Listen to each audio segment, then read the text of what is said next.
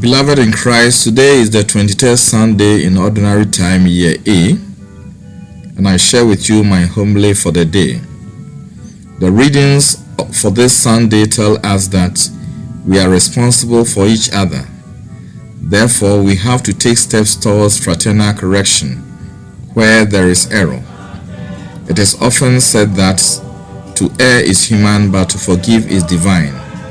However, whenever we correct others or tell them the inconvenient truth of their error, it must be done out of love and respect. In the first reading of today, from Ezekiel 33 verses 7 to 9, God set his prophet as a watchman over the house of Israel. He was to give warning to God's people whenever their deeds brought them to the danger of incurring the anger of God. Should a prophet warn the sinner and he does not turn from his evil deeds and dies in his sins, the prophet would be exonerated. He would have done his part. However, as a watchman over the people of God, if he closed his eyes to the iniquities of the people and they died in their sins, God will require their blood from the prophets because of his failure to perform his God-given duties. If God should do this, would he be fair to the prophets? What about you and me? If we should fail to correct errors of people or fail to draw their attention to their waywardness against God, what will happen to us? Will God be angry with us? Will he hold us responsible? Dear friends, the truth is that sin is real and extremely dangerous to our souls. God, in fact, does not want his chosen people to remain in sin and perish in it. Sin is poisonous to the life of a Christian. This is why we have the serious obligation to teach and remind one another about this. Failure to do so will be a great sin of omission. God does not want anybody to perish. He wants everybody to be saved. He does not take pleasure at all in the death of a sinner, but he wants the wicked to turn from his evil way and live. Ezekiel 18 verse 23. That is why in the gospel reading of today, from Matthew 18, 15 to 20, Jesus teaches us about fraternal correction and the steps we need to take in correcting a brother or sister who has gone wrong and to bring him or her back to the path of salvation. Jesus Christ has laid 3 steps or stages for this. The first stage is to deal with this matter in private, just between the two, you and the offender. However, if this fails, do not end there. Stage 2 is to bring in 2 or 3 people. If this also fails, go further. Stage 3 is to bring the matter to the community of the church. If all failed, then the sinner should be treated like a Gentile and a tax collector, that is to say, an outsider. Nonetheless, do not give up on him or her completely. Keep praying, for the mercy of God is inexhaustible, and with God all things are possible. The loss of the offending neighbor is not something you and I should yearn for. That is why all attempts should be made towards reconciliation, peace, and harmony until we have exhausted all the means of achieving these.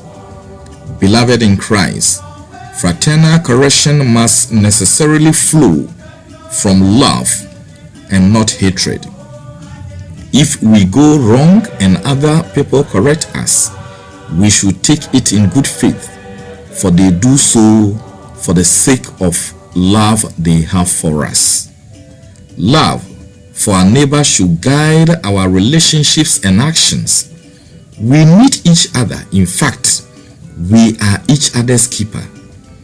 We are each other's keeper, and we have to put this into action, even when it is necessary to correct wrongdoing or error. The Lord said He has set us as watchmen over our neighbor. If our neighbor strays from the ways of the Lord, we are to correct them and turn them back to the ways of the Lord, the ways of righteousness. However, we cannot be like a signboard and point to others the way of righteousness unless we are on it ourselves. We cannot in fact give what we do not have. The commandments of God, whose foundation is love, serve as a guide to right Christian living. Beloved, talking about fraternal correction, one may say that we have the right to freedom.